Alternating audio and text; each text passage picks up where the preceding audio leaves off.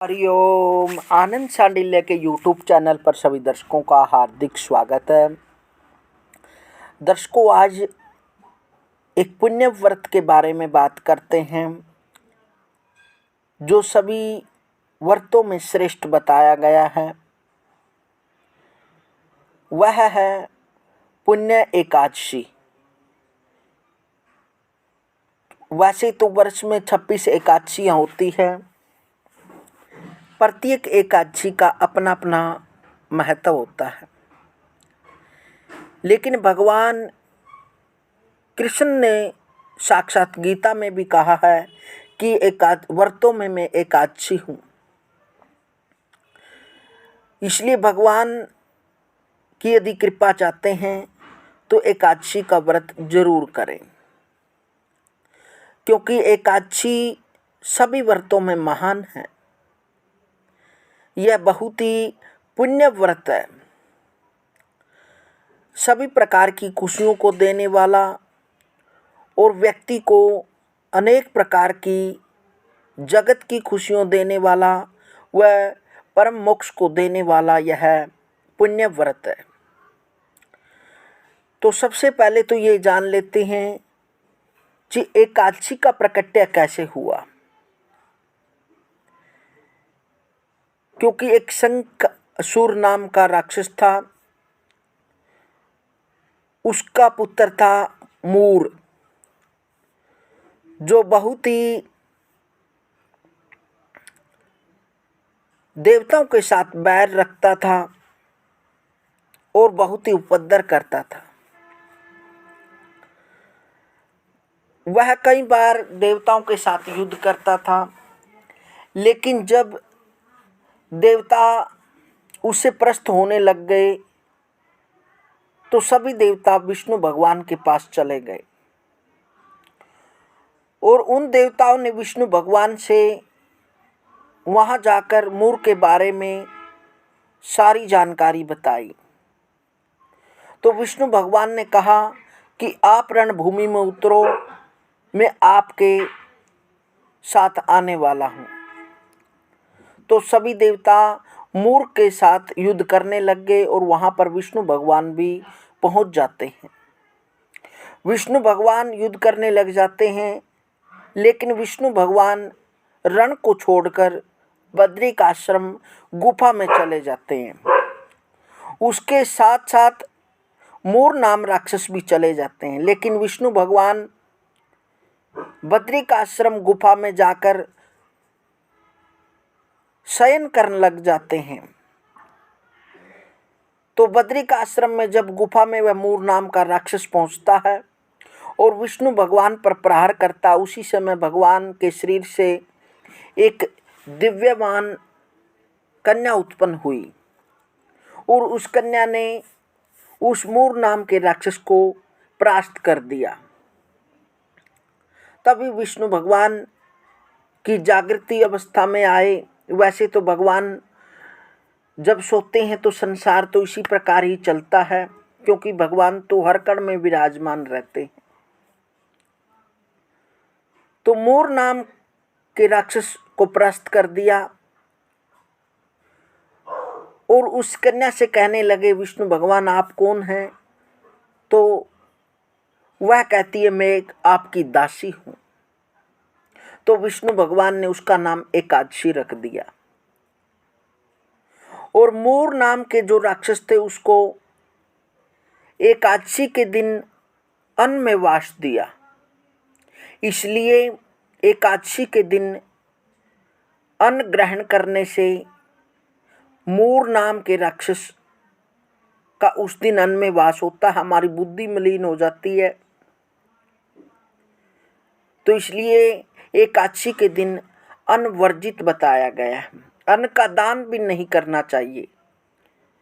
यदि आप फल से एकादशी रखते हैं तो फल का दान करें, अन्न का दान न करें। और किसी भी प्रकार का एकादशी के दिन दान कर सकते हैं, फलों का दान कर सकते हैं।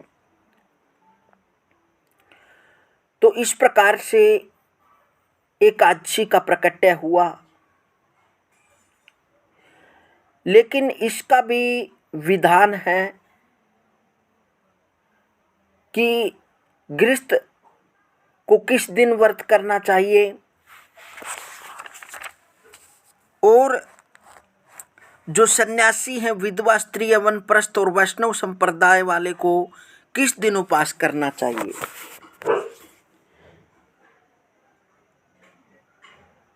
शास्त्र के निर्णय अनुसार समर्थ गृहस्थी लोगों को पहली 10वीं विधा एकादशी को व्रत करना चाहिए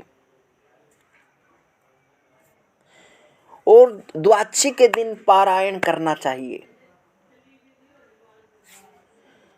वैष्णव, सन्यासी, विधवा स्त्री, वानप्रस्थ और वैष्णव संप्रदाय को यह अगले दिन करना चाहिए।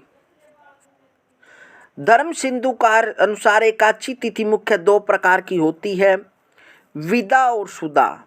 सूर्योदय काल में 10वीं का वेद हो अथवा अरुणोदय काल सूर्योदय से लगभग 4 घड़ी पहले में एकादशी तिथि 10वीं द्वारा विदा हो तो वह एकादशी विदा कहलाती है। अरुणोदय काल में 10वीं तिथि के वेद से रहित एकादशी सुदा मानी जाती है। प्रायः सभी शास्त्रों में 10वीं से युक्त एकादशी का व्रत करने का निषेध माना गया है, परंतु द्वादशी का अक्षय हो जाने पर गृहस्थियों को 10वीं युक्ता एवं वैष्णव संप्रदाय वालों को द्वादशी, त्रयोदशी युक्ता एकादशी के दिन व्रत करना चाहिए और गृहस्थी व्यक्तियों को इसका पारायण द्वादशी के दिन करना चाहिए। और पारायण करते समय जब भी आप सबसे पहले तो 10वीं युक्त यदि एकादशी होती है तो वह गृहस्थ मानव के लिए बहुत ही अच्छी होती है और अगले दिन पारायण करना चाहिए। पारायण किस प्रकार करें?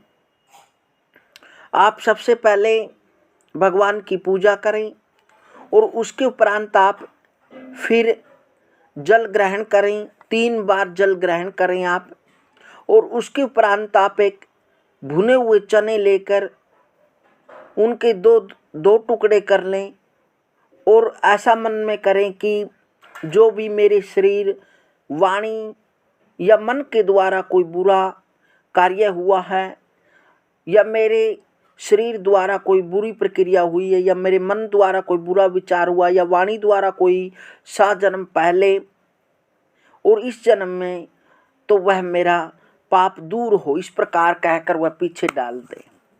उसके उपरांत भगवान को भोग लगाकर फिर यदि आप ब्राह्मण को भोजन कराना चाहे तो अति उत्तम है। यदि समय के अनुसार, यदि अनुकूलता के अनुसार या असमर्थता के कारण आप भोजन नहीं करा सकते तो आप ब्राह्मण भोजन के द्रव्य दक्षिणा रख सकते हैं।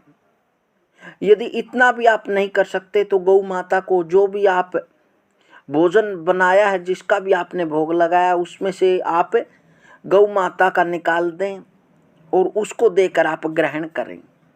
इस प्रकार से पारायण करें, क्योंकि पारायण जरूरी होता है। जब तक हम एकादशी का पारण नहीं करते तब तक व्रत का पुण्य फल प्राप्त नहीं होता। इसलिए हमें द्वादशी तिथि को पारण करना चाहिए। और एकादशी का उद्यापन वैसे तो यदि आप हर महीने में 2 बार एकादशी आती हैं तो आप यदि आप, क्योंकि यह व्रत ऐसा नहीं है भाई आप 1 करें या 2 करें, क्योंकि इसको तो करता रहना चाहिए, इसका कभी उद्यापन नहीं होता, इसका पारण होता है। उद्यापन के बारे में आगे वाली वीडियो में बताएंगे। हरि ओम हरि ओम।